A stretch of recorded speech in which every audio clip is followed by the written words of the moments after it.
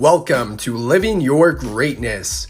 Each episode, we bring on great people to inspire you to achieve your greatness.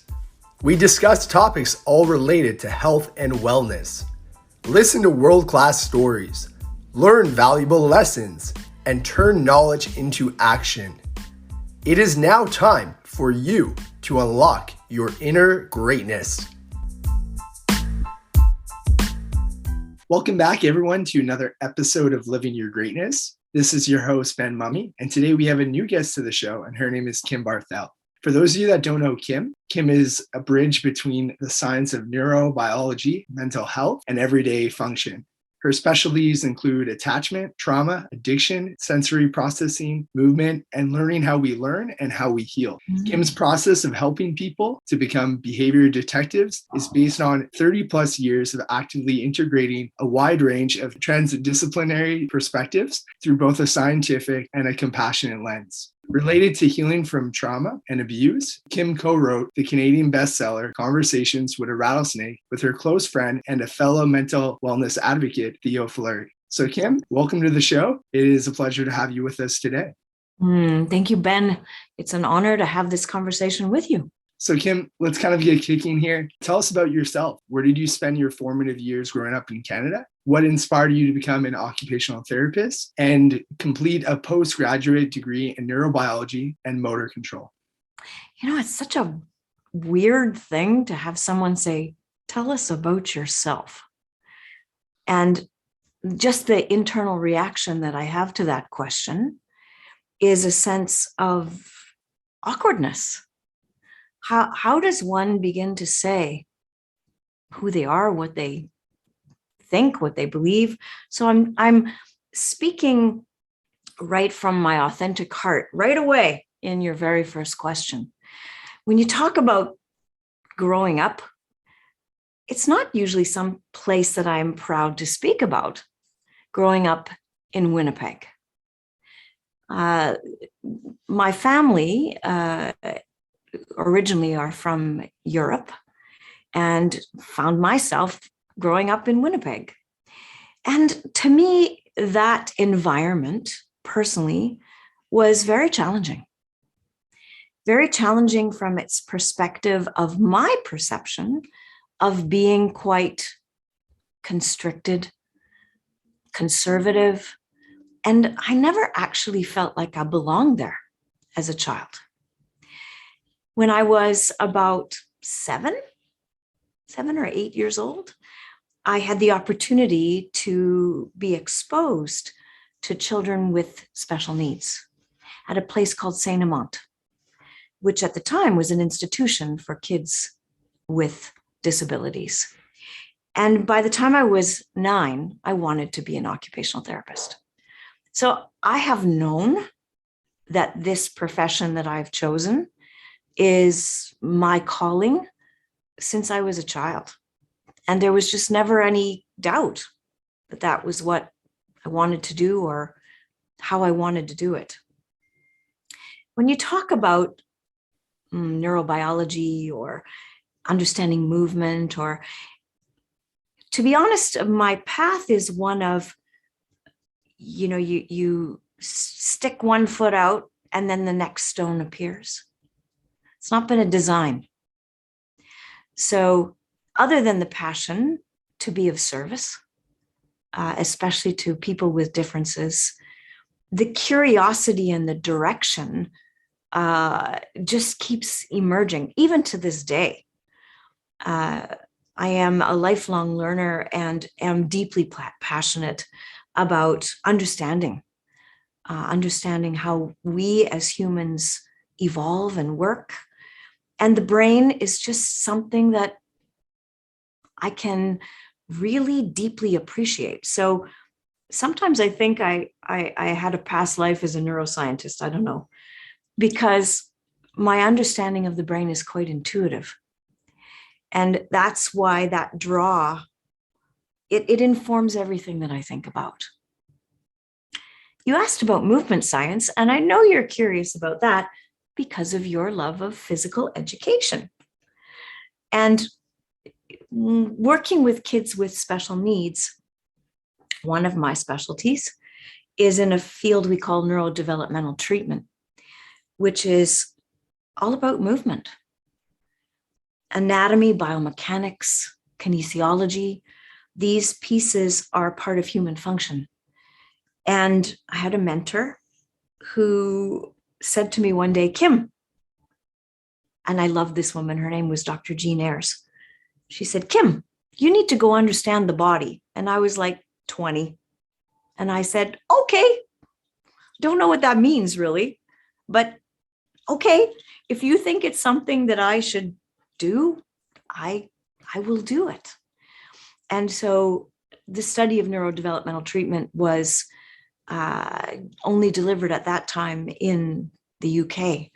And I just fell in love with understanding how we move and how it fits into the big picture of wellness and living. I hope that answered your question. It did. It was really interesting, I think, to first hear how long you've wanted to take this route, like in occupational therapy, like ever since you were 9 years old. So that's pretty cool. It's almost like a childhood dream that now you've been living for a long time. And it was also really interesting to hear about, your expertise in neurobiology as well as motor control. So thanks for giving us a background there.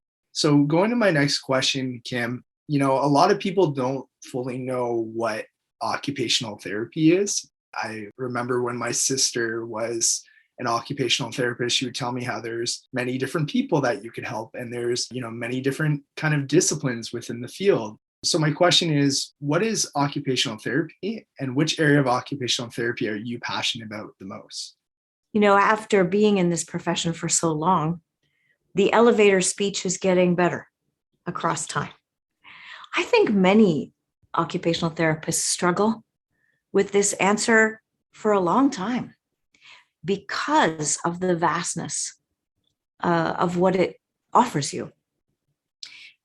So OT, I'm going to call it that affectionately, emerged out of World War II because the veterans that were returning from war were finding a sense of purposelessness, hopelessness, and had such significant injury.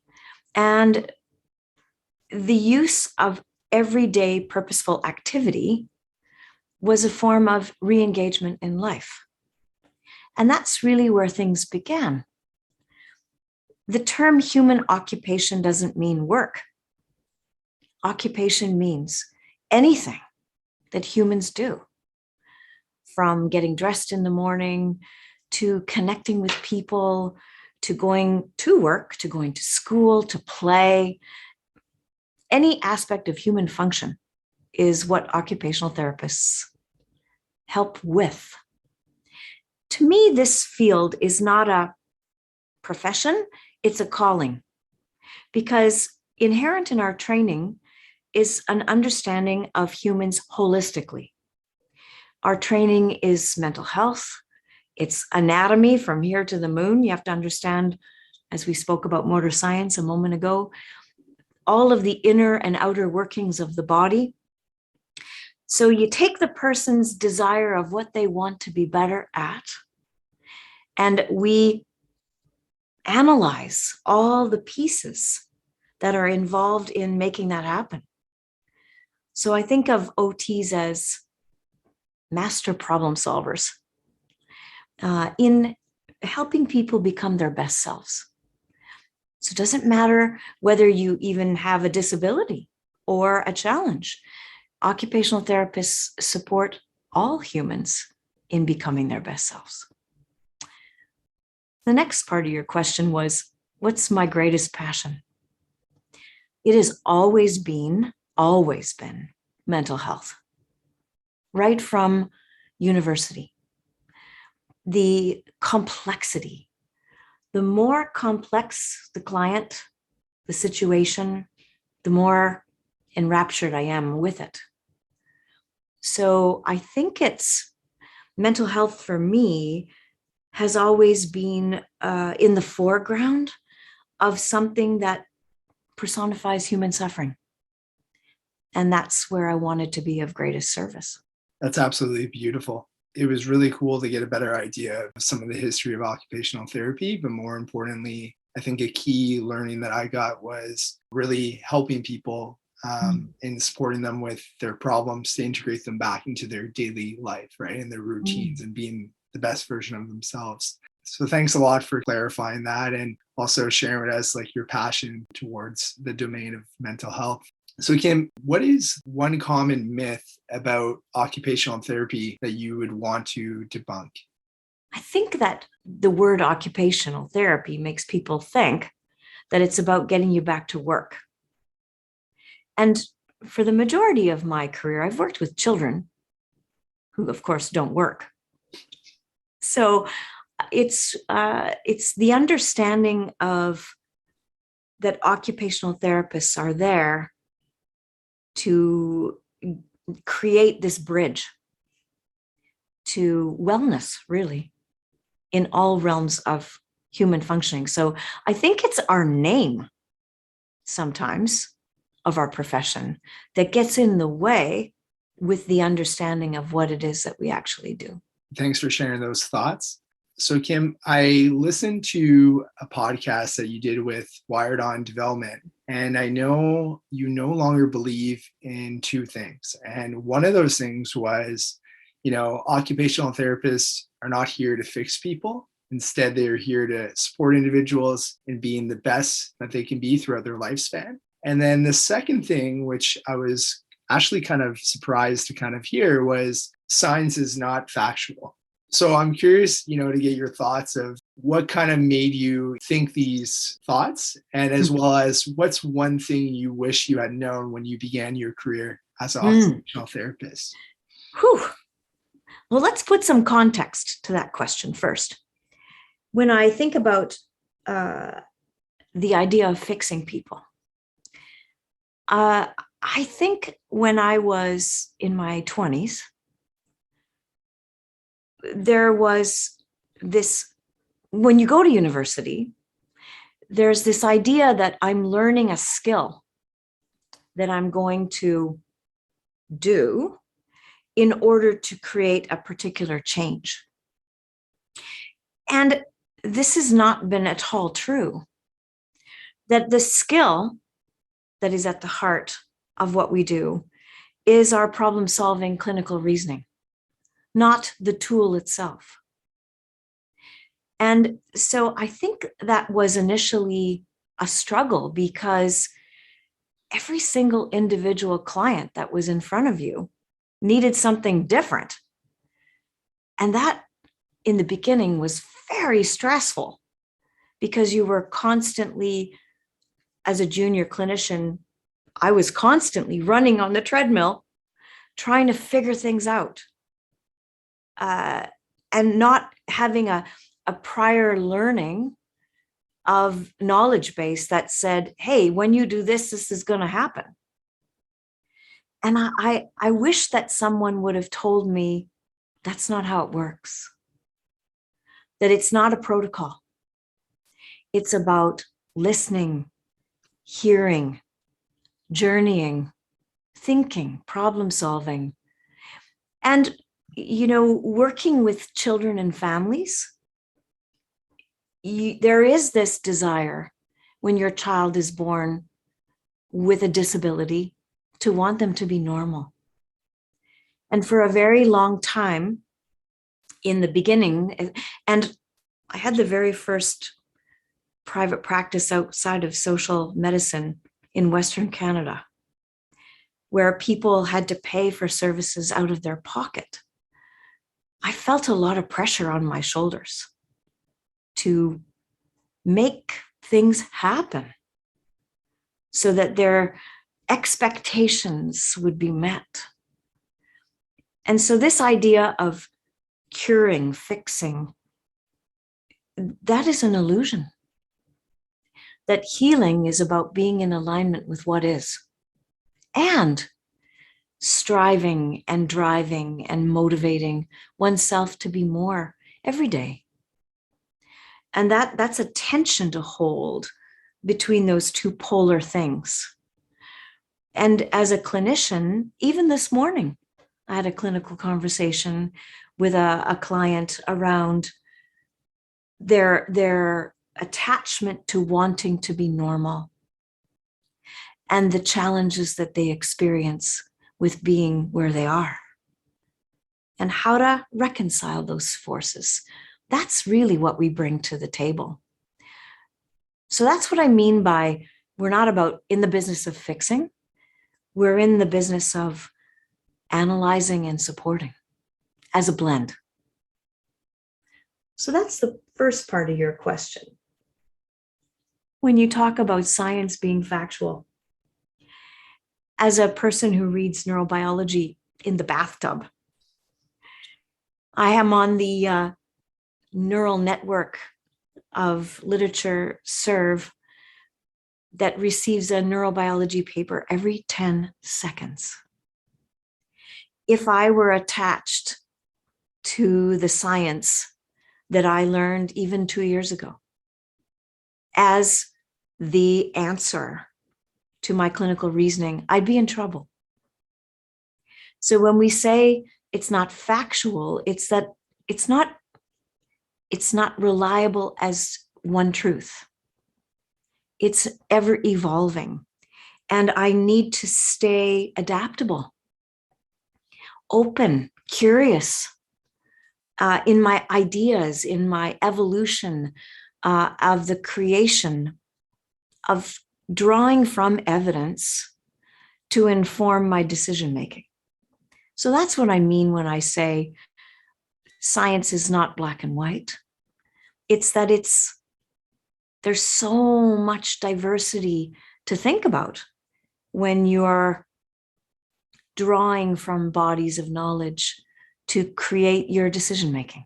Absolutely. One of the words that you use there's constant change, right? There's constant new information coming in. I've heard you talk about that on another podcast.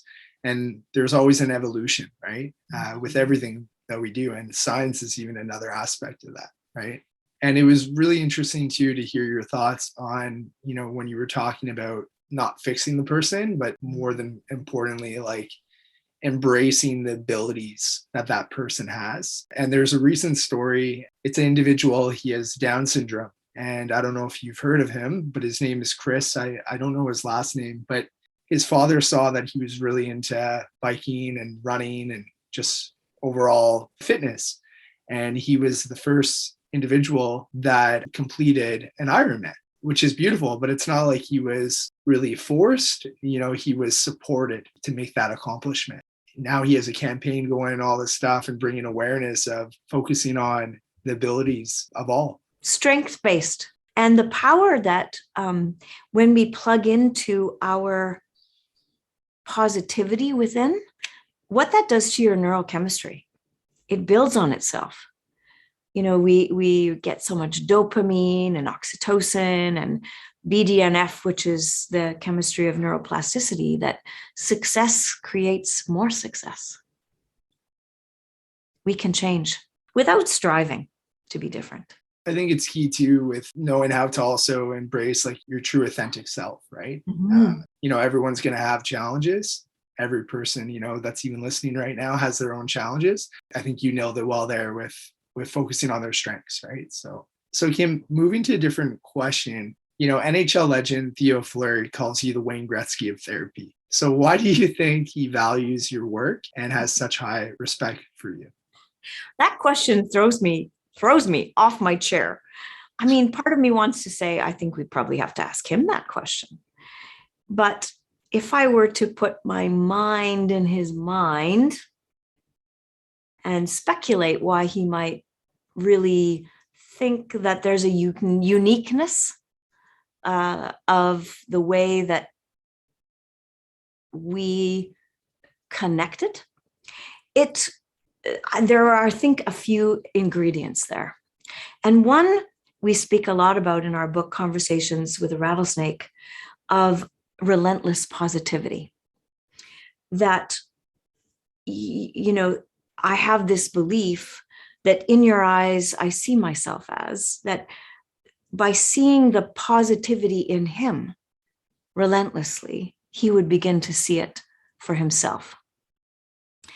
the combination of knowledge, understanding, communication, helping him to understand himself, belief in him, opportunity for him to try on different skills.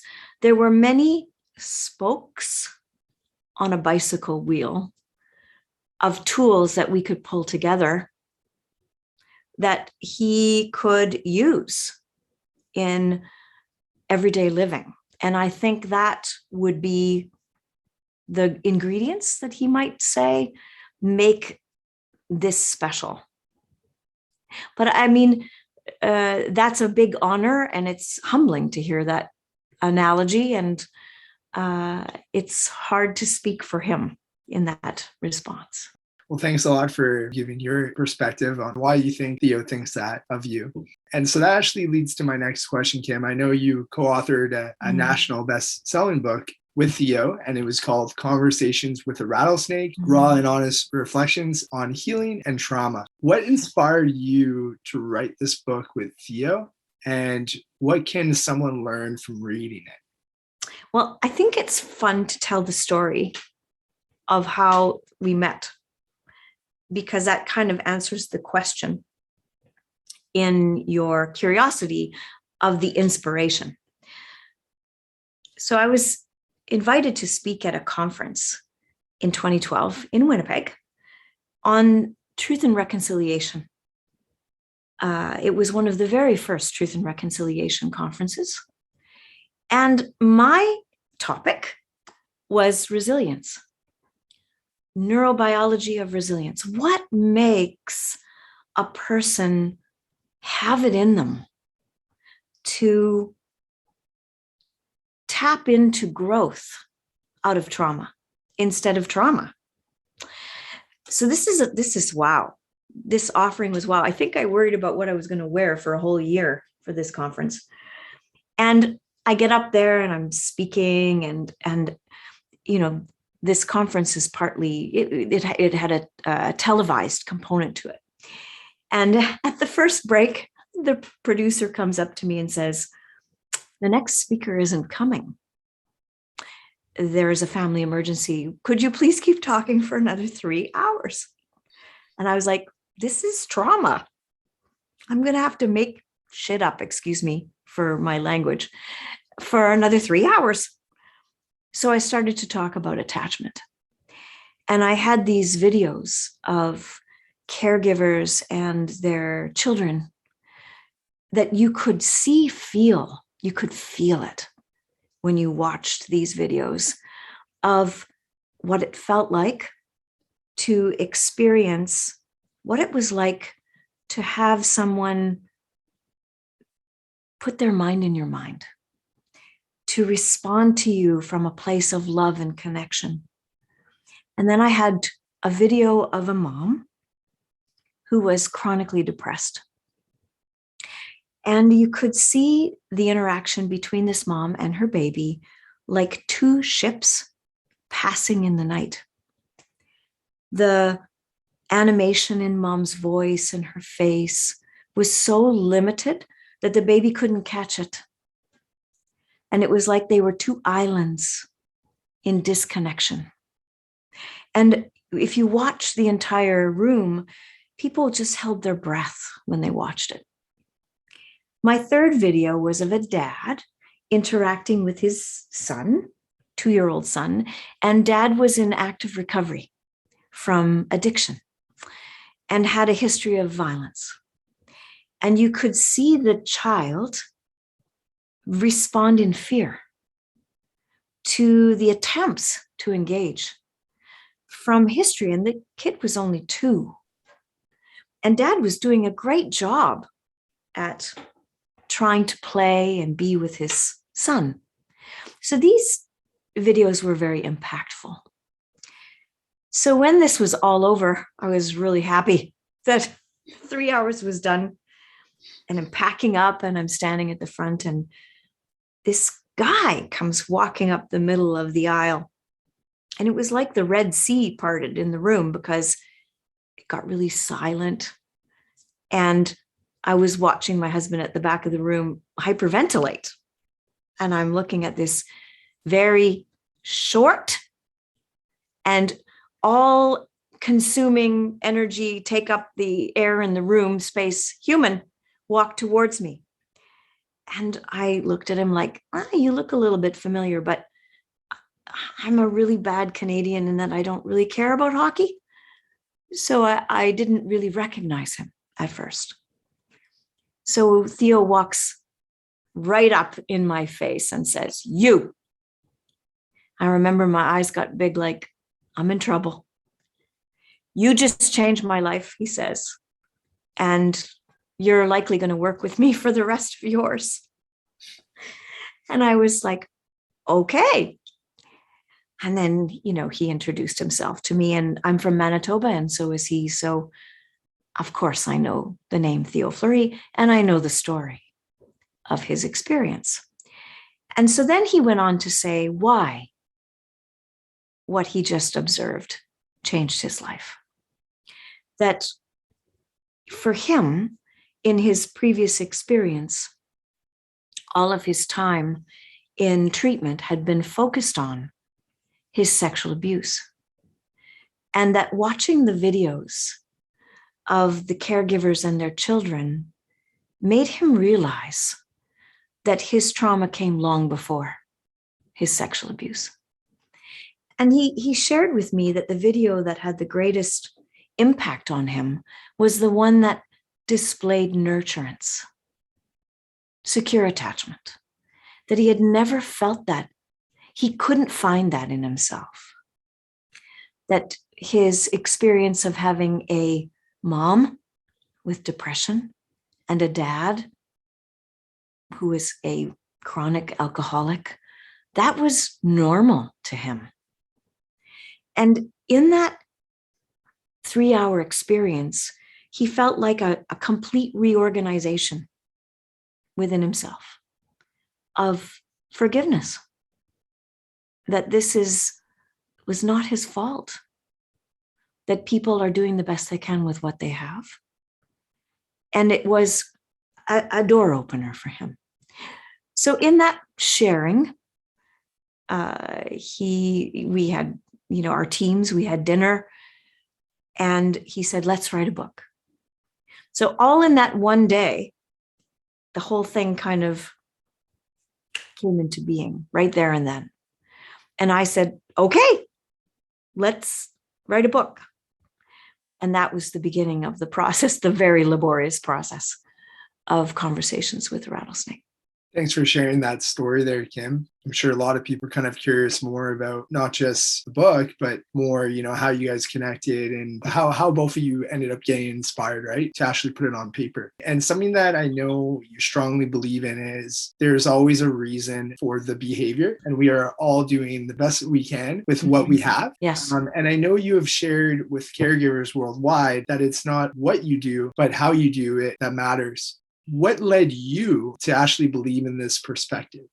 Oh, wow. I mean, Ben, that's a really hard question to answer quickly. I think that, some of that answer comes from my own experience as a child. One of my first inspirers would be my dad. And I used to sit in the bathroom. There's a lot of time I spend in the bathroom, right? Obviously, I find the bathroom a positive place. I used to sit in the bathroom in the morning and watch him shave as a child. And he would give me these philosophical, inspirational lectures in the morning. And he would say to me things like, all you got to do is want something and go get it and you can have it. That kind of thinking, that whole believe in yourself thinking was, as long as I could talk, that was in my mindset. So I think it began there. But I have had so many mentors and profound life experiences that are both from my own personal traumas as well as amazing transformational opportunities that just reinforce that belief that if we knew how to do something else, we would. That we do what we can right now, and that's enough. And it'll emerge when it's time to be different. And that's what learning is about. So as I'm getting older, that belief system becomes more and more ingrained, which I think comes with life experience. It sounds like it's always been a value that was instilled in your life, and that strong value, you applied it to the work that you do to really help the people that you support. So that's amazing. So Kim, what is your understanding of trauma-informed care? And tell us about a time you worked with a client who was exposed to trauma. How did you respond to their specific needs? Wow, that's another big question that could take a whole lifetime to explain. First of all, trauma-informed practice is something I've been doing for, 25 years, maybe 30. And here at Relationship Matters, which is the name of our company, we actually call it trauma sensitive. Actually, trauma sensitive living is what we call it now. It's not a practice. It's a way of being. And the very first principle of trauma, being trauma sensitive, is there is always a reason for why people do what they do. That invites curiosity into play. The story, I think, that comes to mind quickest, because there are infinite numbers of stories, of trauma is my work in the Arctic of Canada. So I had this kid, and this story is within the book Conversations with the Rat. It's in the book Conversations with Rattlesnake. So this young man, who I met at the age of 17, had a presentation in the world of being very, very dangerous, of being feared. And he had multiple diagnoses. And that's often what people get stuck on. Labels like oppositional defiant disorder, conduct disorder, attention deficit hyperactivity disorder. We get stuck on that. And being the coordinator of mental health services in the Central Arctic, his file was on my desk, and it was a book of a legacy of trauma in his life.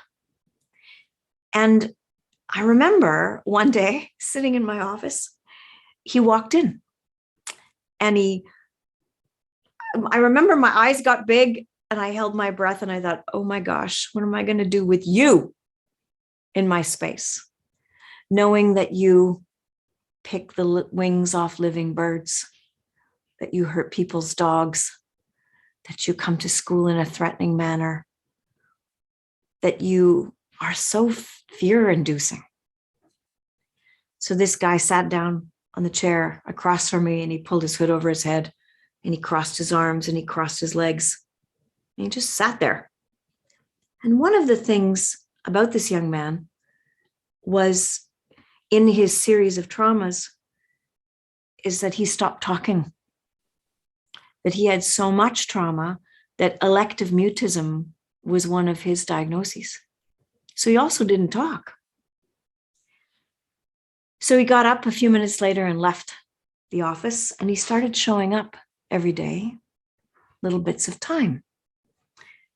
A couple of weeks into this visitation process, he shows up at 8:45 in the morning, and he sits in my office, even when I'm not there, till 3:45 in the afternoon.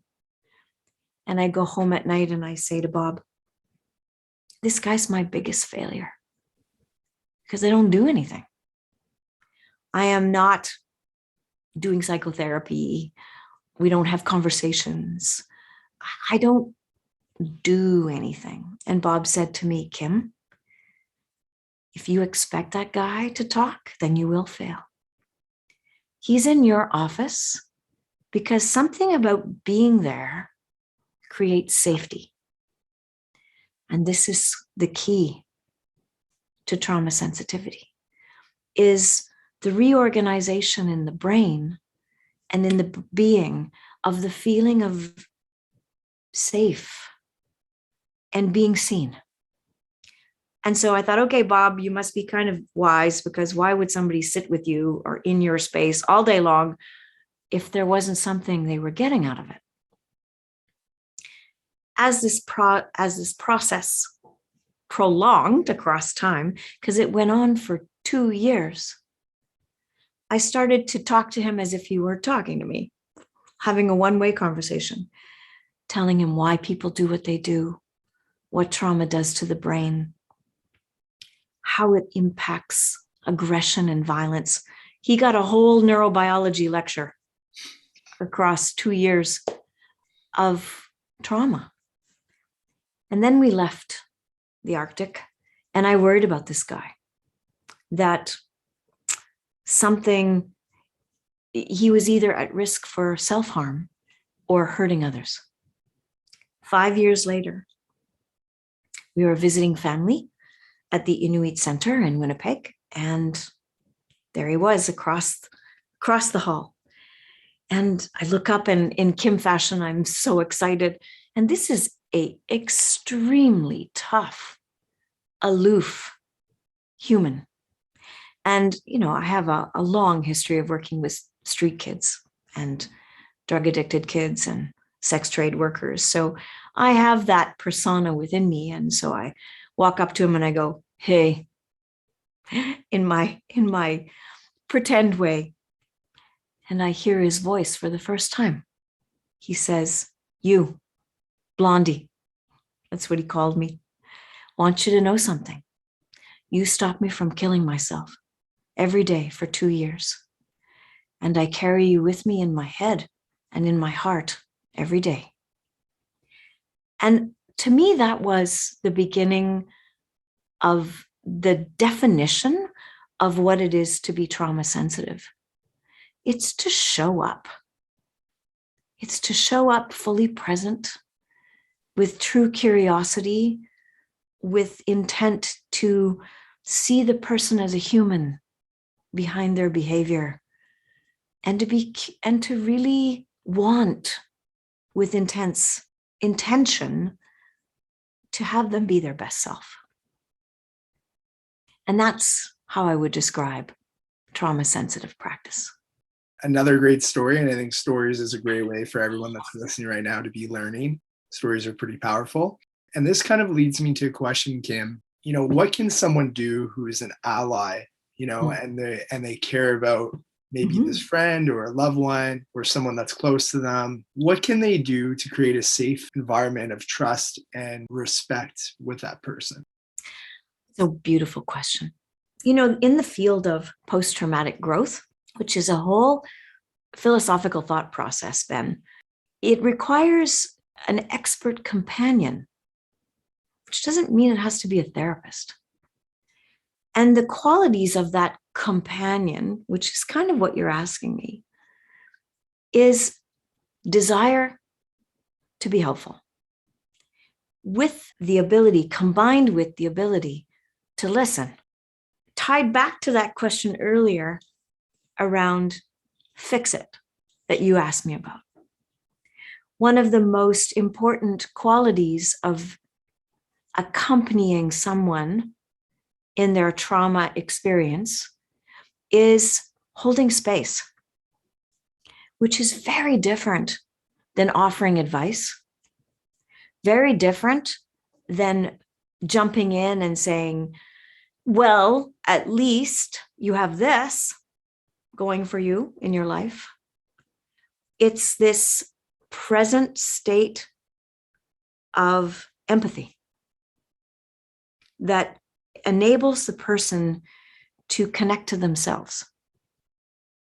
That is part of that transformation of a trauma, whatever that is to that person, into something that fuels them as opposed to destroys them. And so this kind of makes me think right now, after listening to what you were saying, how do you practice emotional attunement in your relationships? I love that.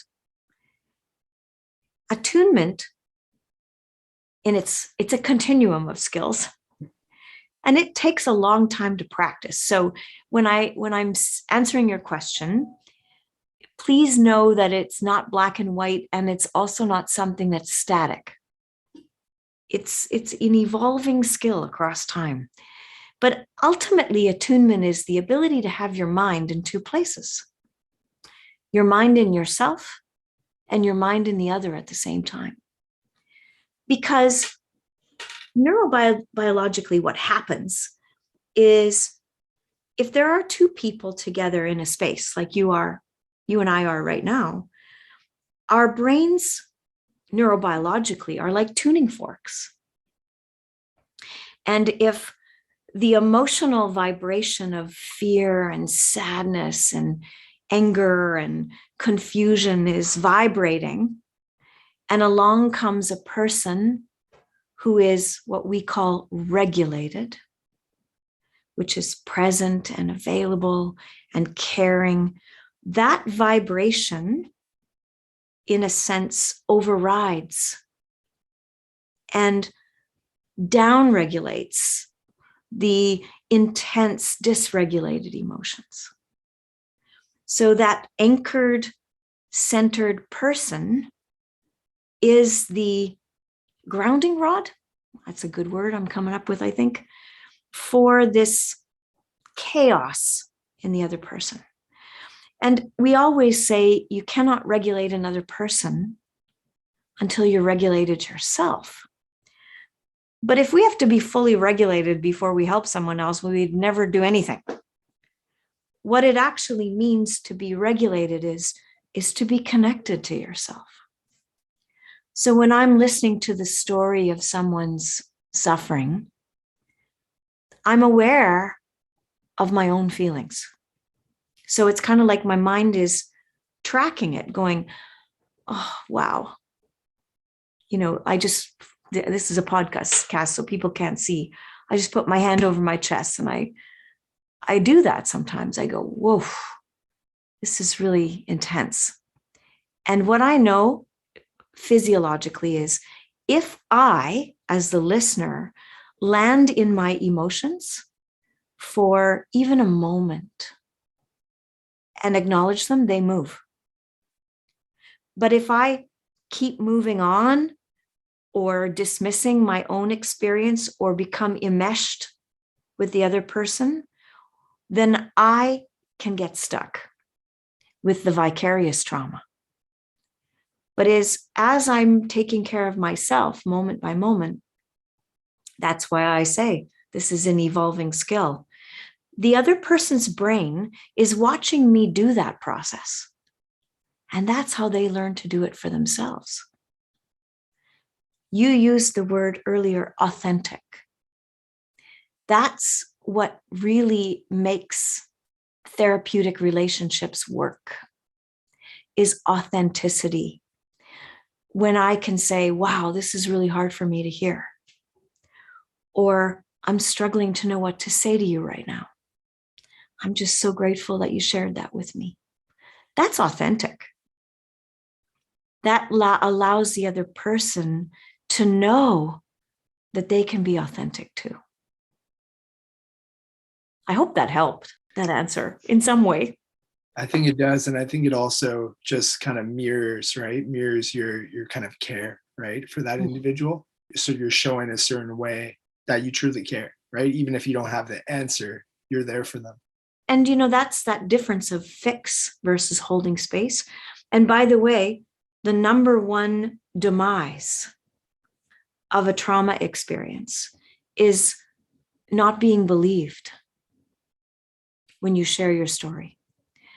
So the state of the receiver when you share a story really matters in how that traumatic experience gets organized within you. Absolutely. So Kim, something that I want to lead to here is, I know you've said many times, and you have a lot of conviction in this, the only person you could change is yourself. So, what piece of advice would you give to anyone who's listening right now to become the best version of themselves? Self-compassion. That's an easy question. We are, Theo would say, none of the abuse that he has experienced in the outside of himself matches the abuse that he has inside of his own head. What we do to ourselves is often the greatest stressor that is. The things that we think, the way that we drive ourselves, the way we respond to the triggers that we experience in our day-to-day lives, this is where the stress comes from. So self-compassion, which sounds sometimes kind of fluffy, isn't fluffy. It's how would I want to treat my very most precious friend? That's how I have to treat myself. With kindness and patience, and reminding myself that, hey, if that didn't go well in this moment, there's going to be another one where I'll get to practice that again. And that, I think, is the most pivotal, transformative process in life to managing this thing we call life. I think that's very powerful. I think it's also very simple in terms of rethinking about what you said, really trying to be your best friend to yourself, right? And really trying to give, like you said, that self-compassion to make sure that you would treat yourself how you treat it to anyone else, right? So yeah.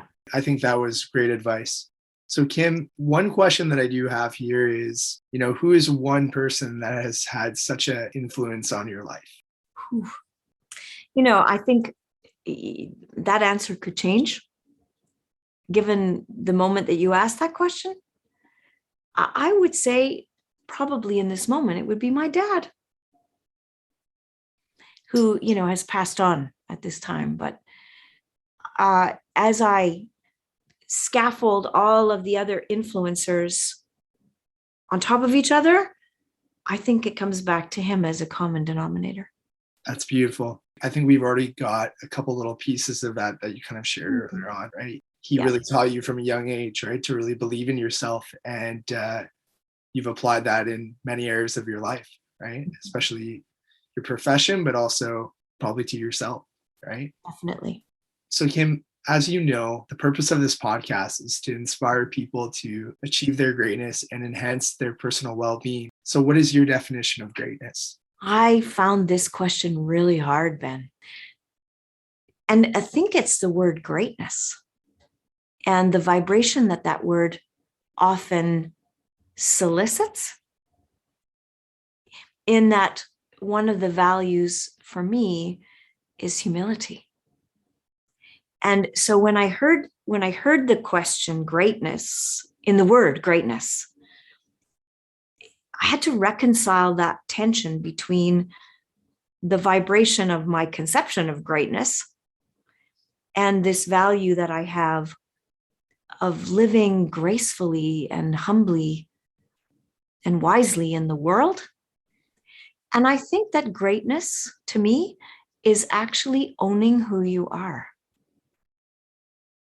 which is not an action or a thing that you achieve that is observable, like a gold medal, right?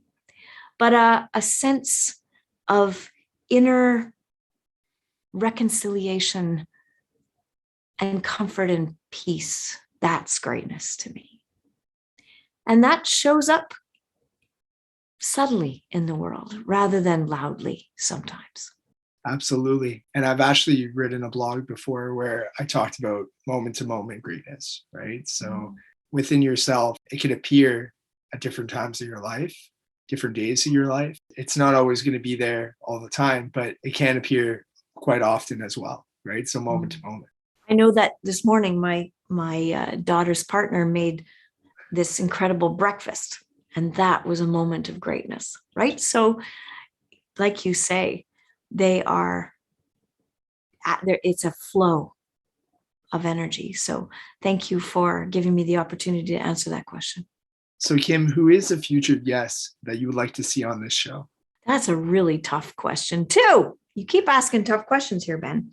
Person that I would love to have a dialogue with, probably who I'd like to have come for dinner, is Brené Brown. Mostly because I think it would be, I'd love to listen to her language. To me, how she languages things is such a resonance. It would be just a real euphoric experience to have that kind of back and forth, or to hear some of the ways that she frames things. So she's a person that I'd like to hear. Awesome. Well, that's a really big name, Yes. and a really, really big heart too with Brené Brown. But yeah, I'll do my best. I'll try and see if I could bring her on one day. And when that happens, I'll make sure to reach out to you, Kim. And Thank you. Thank you. So Kim, where is the best way for our listeners to connect with you online? Thanks for asking that question. Our website is kimbarthel.ca. And, we have a full social media presence, which is my name, Kim Barthel, on Instagram, on Facebook, LinkedIn. But, all of that can be found and connected to through the website. So thanks for asking. No problem. For everyone that's listening, I'll be sure to put all of Kim's contact info there into the podcast notes. And Kim, I just want to take the time here to really thank you. Thank you for being here today. Thank you for your time. You've shared a lot of great stories as well as wisdom, and I'm sure a lot of my listeners really appreciated hearing about all those stories. So yeah, I just want to end off this episode by really thank you for being here today. Thank you, Ben. And thank you for inspiring so many people to live their greatness.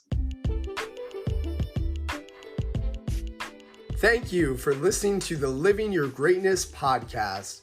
If this show has added value, please subscribe, leave a rating, and make a review.